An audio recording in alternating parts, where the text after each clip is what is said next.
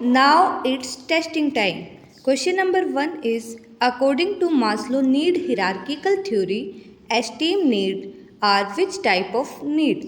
तो मास्लो साहब ने एक हिरार्की दी थी, उसमें सबसे पहले सबसे बॉटम में हमारी basic need, then second one is safety need, third one में आती थी सोशल नीड, फोर्थ में सेल्फ एस्टीम नीड और जो टॉप में है उसमें हमारी सेल्फ एक्चुअलाइजेशन नीड होती है।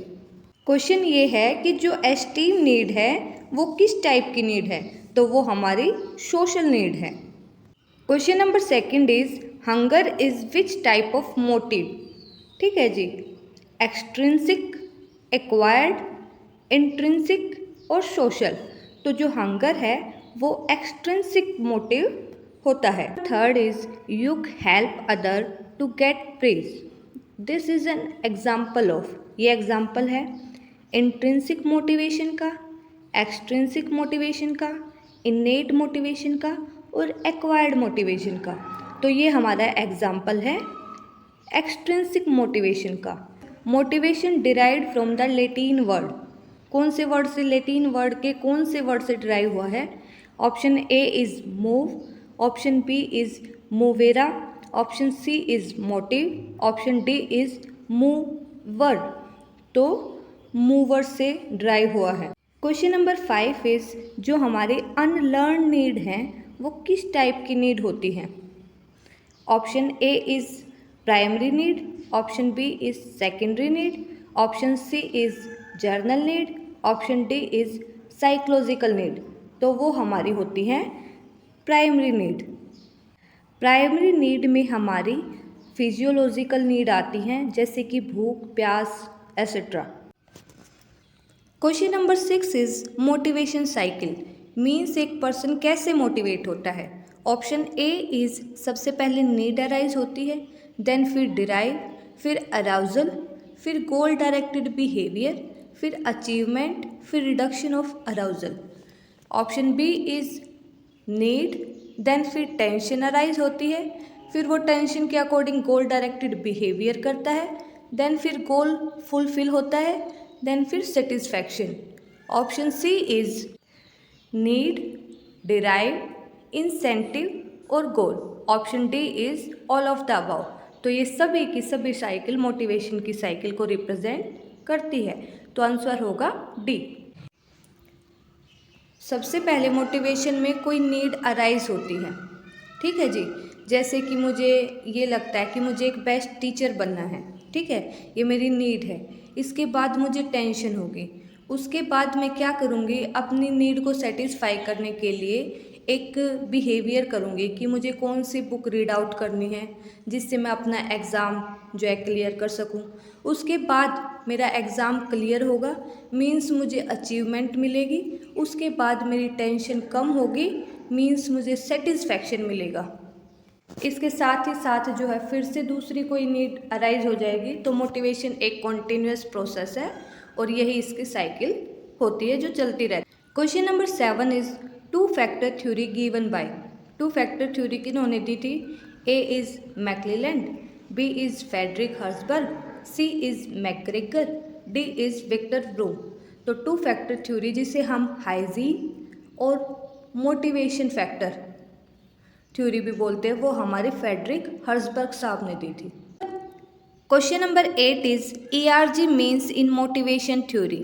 ERG का मतलब क्या है? Experience, reinforcement, generalisation. B is expectancy, relationship, group. C is existence, relatedness, growing. D is existence, relatedness and growth. तो आंसर होगा option number D. Question number 9 is equity theory of motivation based on which principle. किस principle पर based है? A is equal pay for unequal work, B is equal pay for equal time, C is equal pay for all worker, D is equal pay for equal work. तो answer होगा D. According to Vroom साहब, equity equals to my output upon my input equals to others output upon others input। Question number 10 is propounder of three need theory. Three need theory के propounder कौन है?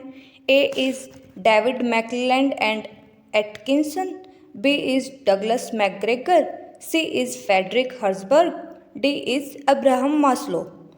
तो three need theory के जो propounder हैं वो option number A David McClelland and Atkinson.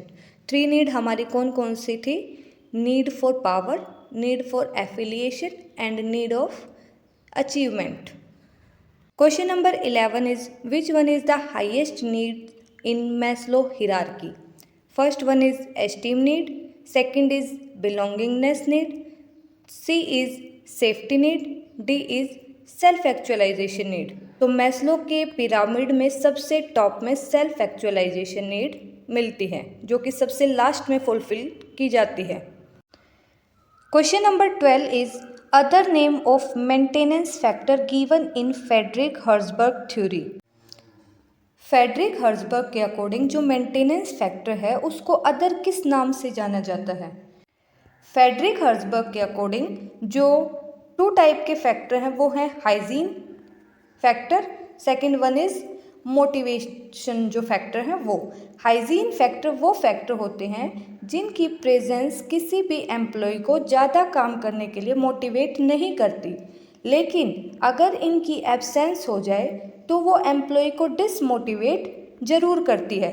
इसी के साथ जो मोटिवेशन फैक्टर हैं वो अगर एक एम्प्लॉय को दिए जाए तो वो एक एम्प्लॉय को ज़्यादा काम करने के लिए मोटिवेट करते हैं। मीन्स स्टार्टिंग में जो एक स्टेक होल्डर है वो डिससेटिस्फाई भी होता है और अनमोटिवेट भी होता है। जब उसे हाइजीन फैक्टर मिलते हैं तो वो डिससेटिस्फाई तो नहीं होता लेकिन वो अनमोटिवेटेड ही रहता है। लेकिन जैसे ही उसे जो मोटिवेशन फैक्टर, मोटिवेट करने वाले फैक्टर मिलते हैं तो वो सेटिस्फाई भी होता है और मोटिवेटेड भी होता है। तो अगर अपने क्वेश्चन पर आए तो मेंटेनेंस फैक्टर को डिससेटिस्फायर फैक्टर भी बोलते हैं। Question number 13 is according to Victor Vroom is theory motivation is. Motivation क्या है वेक्टर ब्रूम की थ्योरी के according? Valence plus instrumentality plus expectancy. Option B is valence minus instrumentality plus expectancy. Option C is valence multiply instrumentality multiply expectancy. Option D is valence multiply instrumentality plus expectancy. तो answer होगा option number C. Question number 14 is according to two factor theory. Two factor अभी देखा था hygiene और जो motivation वाली हर्ट्जबर्ग साहब ने दी थी theory. Status is which type of factor. तो स्टेटस हमारा हाइजीन फैक्टर है या मोटिवेटर फैक्टर है? तो स्टेटस जो है हमारा हाइजीन फैक्टर है। मीन्स वो फैक्टर है जिसकी प्रेजेंस जो है एम्प्लॉय को ज़्यादा काम करने के लिए मोटिवेट नहीं करती, लेकिन अगर इसकी एब्सेंट कर दी तो वो एम्प्लॉय को डिसमोटिवेट जरूर कर देगी। Question number 15 is autocratic style is used in theory X, B is theory Y, option C is theory Z, option D is none of the above. तो आंसर होगा theory X B. Autocratic style वो होता है जिसमें जो power है वो manager के हाथ में होती है, जो बॉस है उसके हाथ में होती है। ठीक है जी। Question number 16 is according to ERG existence relatedness and growth theory existence is the extension of. किसका एक्सटेंशन है?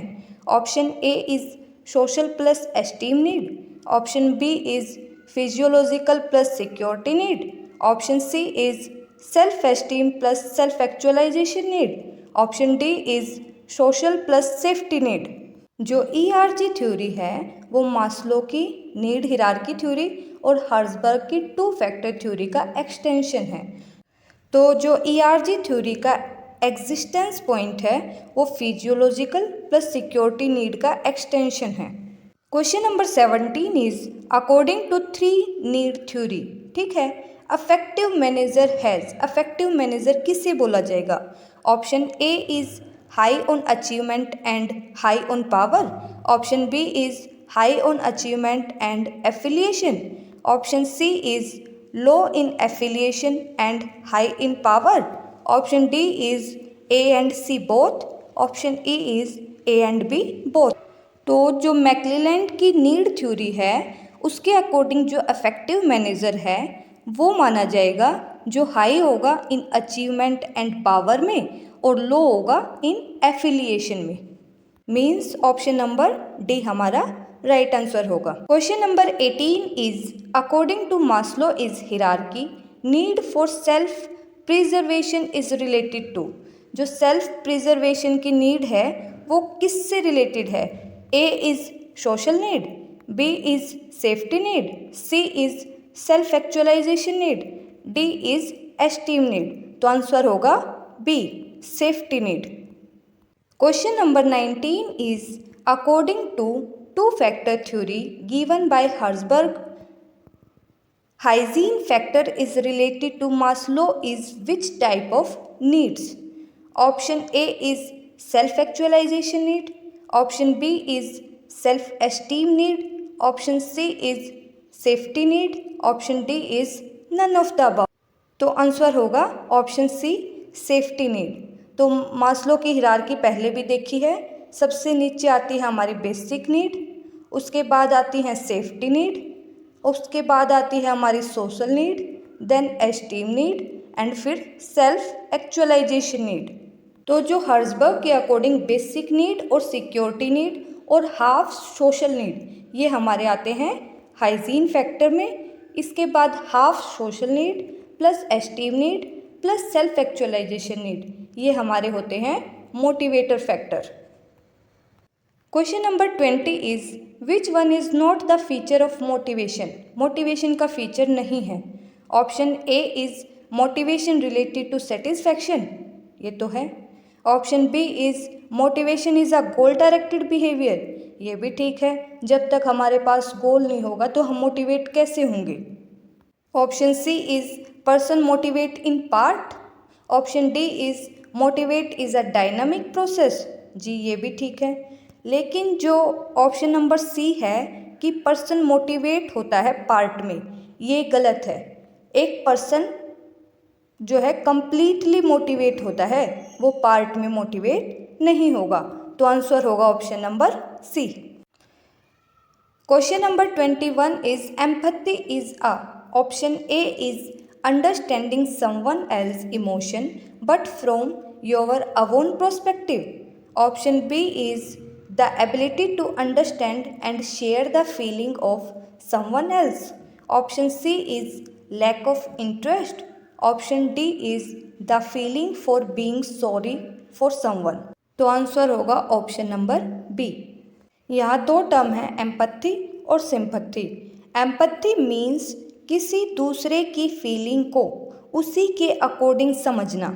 सिंपैथी मीन्स किसी दूसरे की फीलिंग को अपने पर्सपेक्टिव से समझना। फॉर एग्जाम्पल दो बेस्ट फ्रेंड हैं, ठीक है जी। एक बेस्ट फ्रेंड की जो जीएफ है वो उसको छोड़ के चली गई, तो ये फर्स्ट वाले बेस्ट फ्रेंड के पास आता है कि और उसको अपनी बातें बताता है।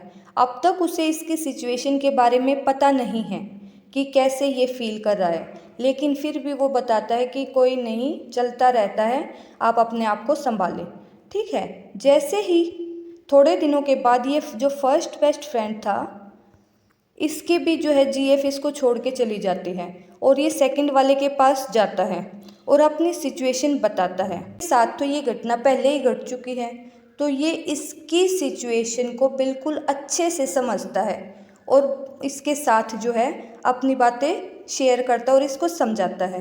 तो इस केस में जो है वो हमारी एम्पैथी यूज होगी, और फर्स्ट वाले केस में जो उसके साथ मतलब वो सिचुएशन अराइज नहीं हुई है फिर भी वो उसके साथ अपनी फीलिंग शेयर कर रहा है, तो वो होगी हमारी sympathy.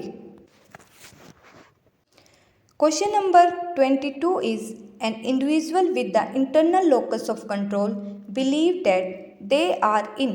Option A is control of events. Option B is events control them. Option C is both A and B. Option D is none of the above. Locus of control दो तरह का होता है, इंटरनल और external.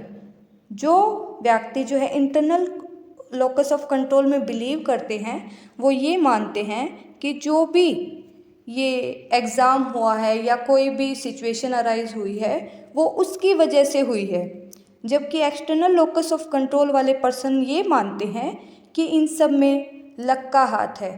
ठीक है जी, means वो एक्सटर्नल फैक्टर को जो है ब्लेम करते हैं। तो इंटरनल लोकस ऑफ कंट्रोल वाले पर्सन कंट्रोल करते हैं खुद इवेंट को। Option number A. Question number 23 is which one is not the motivation theory.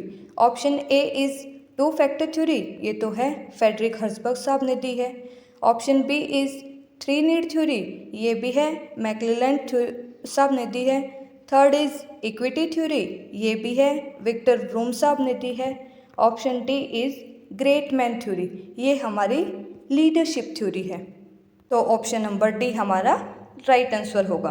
Question number 24 is according to Herzberg theory which one is not the motivation factor. Option A is achievement and advancement, ये तो है। Option B is possibility of growth and responsibility, ये भी है। Option C is recognition and work itself, ये भी है। Option D is status and personal life, ये हमारे हाइजीन फैक्टर हैं, मोटिवेशन फैक्टर नहीं है। Question number 25 is in three need theory, किन्होंने दी थी? मैक्लेलैंड साहब ने दी थी। Which one not included in three need theory, क्या इंक्लूड नहीं है?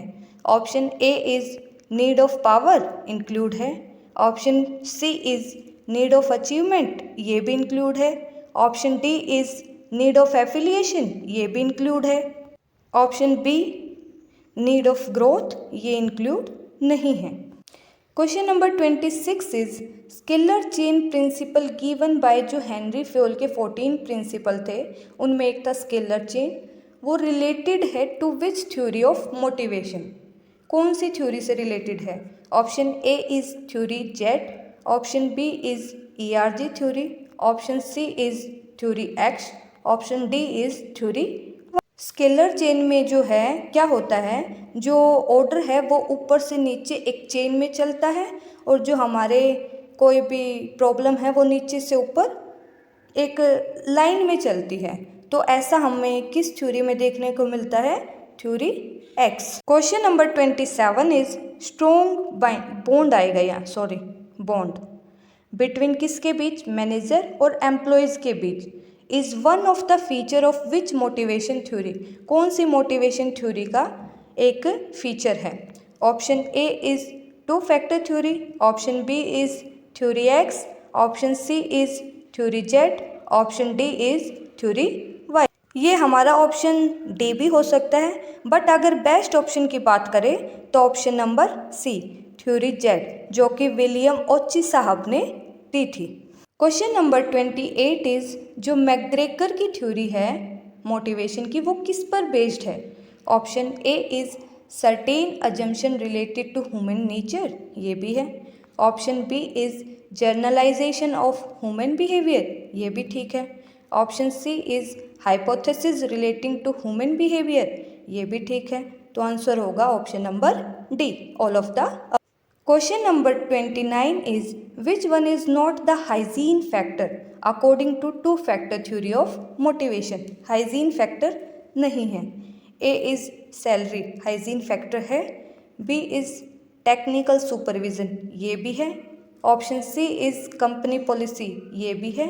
लेकिन जो हमारा रिस्पॉन्सिबिलिटी है वो मोटिवेशन फैक्टर है, हाइजीन नहीं है। Last but not the least, question number 30 is theory Z given by. Option A is Herzberg, option B is Maslow, option C is McGregor, option D is William Ouchi. तो theory Z के propounder कौन है? William Ouchi. Thank you for watching. If you like then please give a big smile. Thank you.